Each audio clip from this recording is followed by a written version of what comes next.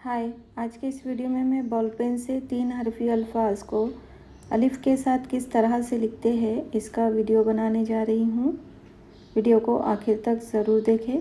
जो व्यूवर्स नए आए हैं उनसे गुजारिश है कि वो मेरे इस चैनल को सब्सक्राइब करें, साथ ही बेल आइकन को क्लिक करना ना भूलें। काफ अलिफ टे काट, मीम अलिफ लाम माल, जीम अलिफ नून जान, मीम अलिफ नून मान, बा अलिफ लाम बाल, सीन अलिफ ते सात, जाल अलिफ ते जात, हे अलिफ रे हार, मीम अलिफ रे मार, बे अलिफ बे बाब,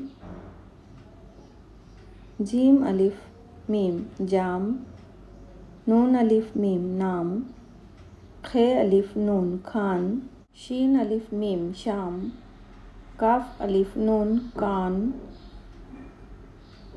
दाल अलिफ मीम दाम, पे अलिफ नून पान, जीम अलिफ लाम जाल, काफ अलिफ मीम काम, दाल अलिफ लाम डाल।